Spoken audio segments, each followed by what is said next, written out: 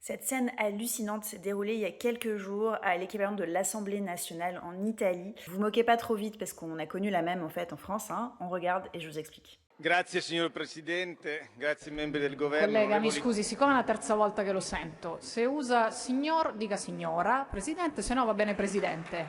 L'ho sentito da altri Grazie suoi... signor Presidente.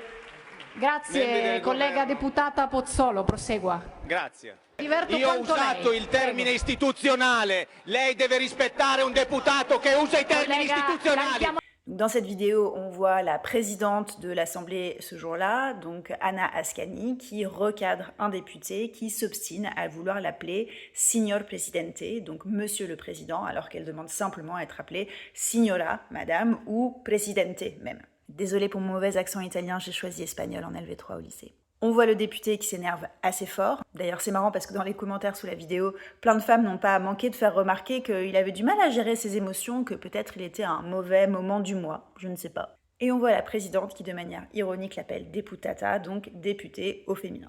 Lui se réfugie derrière le fait qu'il utiliserait un vocabulaire institutionnel. Pourquoi ? Parce qu'en Italie, on a au pouvoir une femme, Giorgia Meloni, très à droite, qui, dès son arrivée au pouvoir, a revendiqué le fait de ne pas féminiser sa fonction et de vouloir impérativement être appelé il presidente, le président. Et on a un précédent en France. En 2014, Sandrine Mastier, qui était présidente de l'Assemblée nationale, socialiste à l'époque, a recadré un député qui, de même, s'obstinait à l'appeler le président.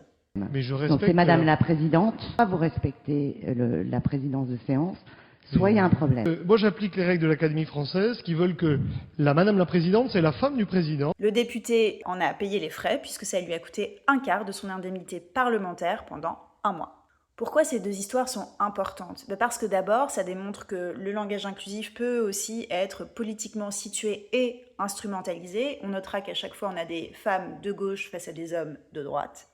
Et évidemment, ça traduit la portée symbolique et politique extrêmement forte du choix des mots qu'on emploie, surtout dans un contexte aussi fort que celui de l'Assemblée nationale. Donc la féminisation des grades et des fonctions, ça n'a rien d'anodin. Donc quand on me dit, avec le langage inclusif, la féminisation des noms de métiers, tu te trompes de combat, et que je vois en fait des exemples comme ça, je me dis non, c'est exactement le bon combat. C'est un bon combat, pas le seul combat bien sûr, mais c'est un bon combat.